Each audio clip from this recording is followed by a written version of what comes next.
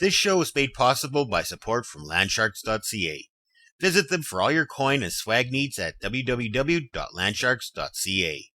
And by viewers like you. Thank you for your donations. It's election time. Some events. Tips for cash ownership. More events. And Tekzilla talks to Groundspeak. Oh, did I mention events? Not quite live from Daytona. It's February 20th, 2011. This is Trackfiles.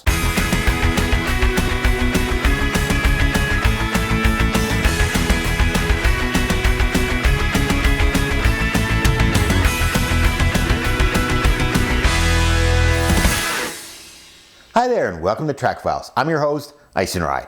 Trackfiles is a video podcast featuring caching news, upcoming events, major milestones, YouTube videos, and podcast rewind. My website is trackfiles.tv. My email address is geoiceandrye@iceandrye.com. You can follow me on Twitter at Trackfiles, and if you're a fan of the show, make sure you sign up for the Trackfiles Facebook fan page. So, what's new? Well, as I'm recording this, there's this little event going on down in southeast Florida called the Daytona 500. Yeah, besides being a Canadian and liking hockey and curling, there's one other thing I like, and that's NASCAR racing.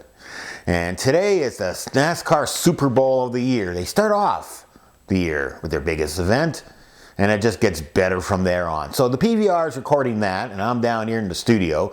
So we're going to make this episode nice and fun, but I got lots of news and a ton of upcoming events for you. So what else has been happening here in the Ice and Rye studios? Well, yesterday on the Saturday, and the main reason why I'm recording on a Sunday today, is that I got together with Daryl of Cachamaniacs, Andy of Hard Hat, and Sonny of Podcatcher, and we recorded the March episode of Cachers of the Round Table. And just to give you a quick heads up, the topic for the March episode will be geocaching and photography. It's coming up in the month of March. It's March 12th, which is a Saturday, and we decided to call it a geocaching 12 of 12 day. So stay tuned for the early March when the podcast comes out. It was really fun to record, and there's lots of great information in there. And also make sure you check out the Geocaching 12 of 12 website. I'll have links on my website at trackfiles.tv. And if you're out caching on a day, take lots of pictures, take more pictures, go through them, pick out the 12 best pictures, upload them to a photo sharing site, tell the rest of the world the story of your March 12th geocaching day. But that's enough small talk for now. Let's get into the meat of the show. Let's get in the caching news. So first off, in geocaching news, we go down to Fort Dodge, Iowa, where we read in the Messenger. And the hunt is on. Try a family scavenger hunt. Go geocaching. Snow melts, breezes blow, grass turns green, spring is on the way. And it doesn't matter how much snow may still sneak in, spring is in the air. It's time to start thinking of spring projects, or better yet, spring fun. And if you're looking for spring fun, why not try geocaching, a scavenger hunt with a high-tech twist. A scavenger hunt the family can enjoy.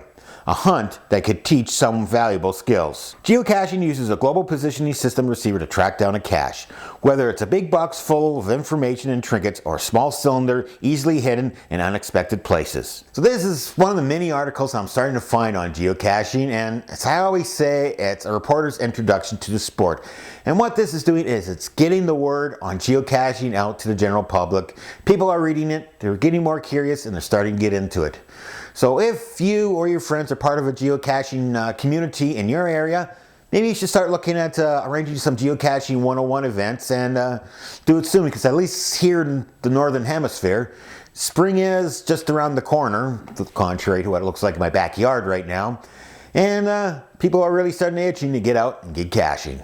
So next we go down to Minnesota, where we read in the Chisago County Press. Chisago City Parks Ordinance revised. License Bureau operation reviewed. Another item addressed was geocaching within parks. The park board wishes to allow geocaching activities since the public is already partaking in the hide-and-seek hobby. Small tokens or treasures were left hidden in the park to be found only by correctly navigating compass directions. Treasures may not be buried and no vegetation can be harmed when placing a cache.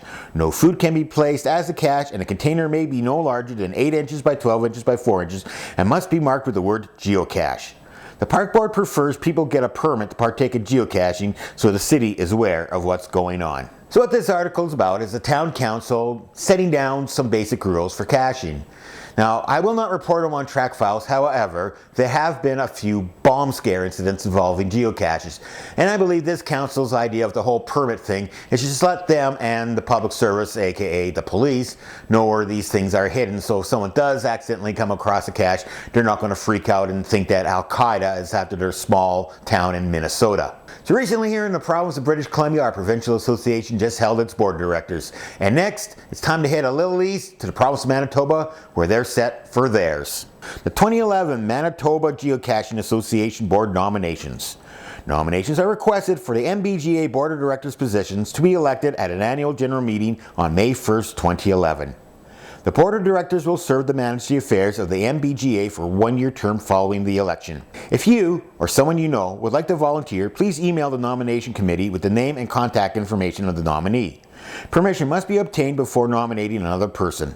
Nominees should submit a statement of their qualifications before the AGM. So there you go. If you're in the province of Manitoba and you're interested in how your province runs geocaching, or you'd like to be a liaison between your geocaching association and the provincial government for doing stuff as, say, the previous article, setting up park guidelines for caching in a particular province, you should really get involved. Here in the province of British Columbia, the British Columbia Geocaching Association does an awesome and very good job of handling our local provincial government. And for the last couple of years, we've actually had programs in the province of BC sponsored by the government of British Columbia, where we've been using geocaching to promote tourism in the BC parks.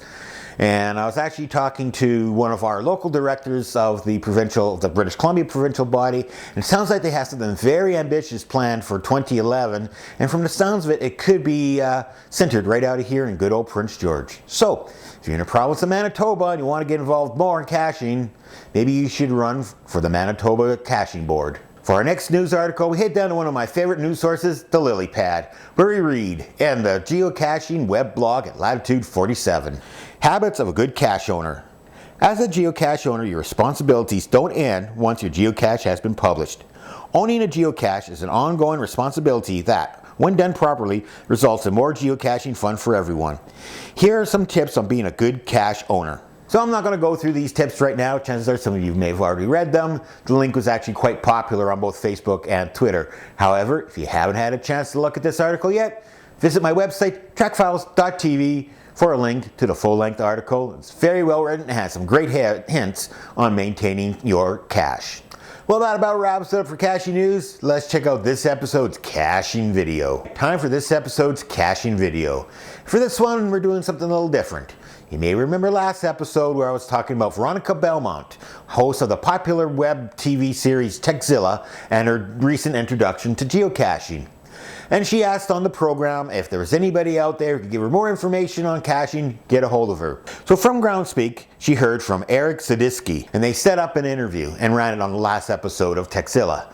Now the actual interview is over 8 minutes long. I'm not going to run the whole thing. I'll have highlights here. And as usual, visit my website at trackfiles.tv for a link to the full-length video. As for the interview, it goes over very well. He gets into a lot of the aspects of caching and even has some actual physical caches in his office to demonstrate just how big and small some caches can be. So, from Tekzilla, here's Veronica Belmont and a great interview. As I mentioned last week, I've recently taken up the sport/hobby of geocaching. I asked you fine folks out there for some tips and recommendations, and one of the responses came from a very knowledgeable source. Eric Sadisky is the social media specialist for Groundspeak, the company that manages geocaching.com, as well as a number of other resources. Eric, thanks for joining us. Yeah, no problem. Thanks for taking up the sport. What'd you think so far? I'm having a blast. We've been doing it a little bit around the office as well, and it's become a new hobby for us Revision 3 folks. Oh, fantastic. So first of all, tell us a little more about Groundspeak and its mission. Groundspeak is really at its heart an outdoor company. We hope that we use technology to enable people to have a little bit of fun with the tech stuff, but ultimately get outside and see the world around you, but also embrace the technology. So how does someone get started other than just looking for caches in their area? Well, the easiest thing to do is go to geocaching.com, create a free account. So 6 things you should probably know. 1, first, let's not try to shoot the moon. We rate all the geocaches on a scale of 1 to 5, difficulty and terrain. So try to search for a 1-1, something that isn't too difficult. But you also want to make sure that you check the logs that is found recently. There's 1.2 million around, so sometimes they go missing, sometimes they aren't kept up. So most of them are there. Just want to make sure that they're there recently. Bring a pen with you. You'll need to sign a logbook. And then geocaches can be anything. Originally, geocaches started out as old ammo boxes, something like this, that were hidden out in the woods. And now geocaches, if I can have some dexterity, can be as small as this.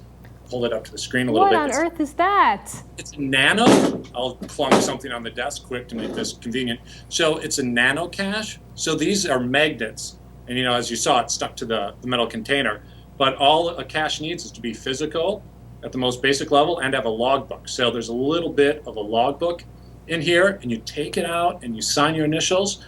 So these can be anywhere in your world. We're in San Diego last week and found one on those posts that have the bags for your dogs. There's one right there. So these are great. They're hidden, but if you're a newbie and you're out doing this for the first time, you need to know, is it something that's as huge as this can, as small as this? And they can also be hidden to match the environment. So it could be a rock, but on the other side, it says found it. It's a geo. So you have to kind of adjust to your environment. And also recognize that there's an error with GPS. So sometimes they could be off by 32 feet, sometimes 60 feet. So don't try to get to 0 is a big part of it. Mm-hmm. What are some of the mistakes that newbies make typically? I think a lot of the mistakes tend to be not looking up, like hoping to get to 0 and then searching around, or really not knowing what is it that they're looking for. So some of it's that. It's just being prepared. And where can people learn more about geocaching? You just have to go to geocaching.com or search for our geocaching.com apps on the iPhone, Windows Phone 7, and the Android, and then take it from there. Fantastic. Well, thanks so much for being on the show, Eric. Of course, to start a profile and begin hunting for caches around the country and the world, head over to geocaching.com. Again, Eric, thank you so much. Absolutely. Thanks so much for having me. So folks, those are just some of the highlights from this interview. And if you'd like to see the whole interview, visit my website at trackfiles.tv for a link to the full-length video. All right, time to set your trip calendar. Time for upcoming caching events. Geocaching events. All these events are scheduled for next Saturday, February 26th, 2011. First off, we head all the way down to South America, to Chile, for the first Evento Chileno, hosted by Lux. From there, we head to Puerto Rico for the El Salto Geo-Event, hosted by Janizy crew. From there, we're going to Arizona for the 2011 TriState Area Poker Run and Meet and Greet, hosted by Mountain Frogs, W2B, Deuxion, and Associates. From there, we head to Florida for Expedition from the Great White North, hosted by Calgary area cachers Mr. Canoehead 224 and String Beans 72. From there, we're going to head to Pennsylvania for Mardi Gras Masquerade, SWPA style, hosted by the Dressel Dragons. From there, we go to Ohio for the Athens Coffee Cache, February 2011, hosted by GeoJunkie. From there, we go to Detroit City for Marine City Winter Geocaching 101, hosted by Daryl W4 and Firefly 03. From there, we're going to Nova Scotia for the ACGA Intro into Geocaching, hosted by the ACGA in the town of Spring Hill. And finally, we end up in New Brunswick for the Tech of Geocaching, created by VPPad. So there you go, folks. Just some of the many, many events scheduled for next Saturday, February 26, 2011. And if you have an event you'd like featured on Trackfiles, email me, geoicenry@icenry.com. All right, so now that you have some events to go to, time to find some material to listen to on those long commutes. Time for Podcast Rewind. Podcast Rewind, looking back at this past week in caching podcasts. As usual, we start with Cachemaniacs, where Daryl and Dre interview native Texan of Snook, Texas. She dreams of caching in Australia, the Czech Republic, and Ireland. From there, we go to the Geocaching Podcast, where they chat with Clay and Gus about their power caching trail called ET Highway. And finally, we go to Australia, where we hook up with GeoTalk, where he talks good news about geocaching in New South Wales National Parks, and hear about 2 geocaches that got swept away in the recent floods. As usual, visit my website, trackfiles.tv, for links to these geocaching podcasts and many more. Well, that wraps it up for this episode of Trackfiles. I hope you enjoyed. But before I go, just a couple quick notes. First off, the Trackfiles Photo Challenge is cruising right along. No prizes this week. Actually, the next scheduled draw is March 6th, 2011. So that's going to give you guys a couple more weeks to upload some more photos to the contest. And it's very easy. If I explained before, all you have to do is have a Flickr account, and it's free. Upload your geocaching photos and simply submit them to the group. So stay tuned for the episode of March 6th, 2011. I'll be giving away more hardware. So make sure you get your photo into the Trackfiles Photo Contest. And at this time, I also have to thank show sponsor Landsharks. Guys, without your support, this podcast would not be possible. So make sure you visit them at landsharks.ca for all your coin and swag needs. Also, big shout out go to the financial contributors of the podcast. Guys, without your contributions, Trackfiles would not be possible. And if you would like to donate to the show, it's very easy. Simply visit my website, trackfiles.tv, and look for the PayPal buttons on the right side of the menu. But in the meantime, and in between time, that's it. Another episode of the Trackfiles podcast. So I'm headed upstairs to catch the rest of the Daytona 500. So until next time, cash on.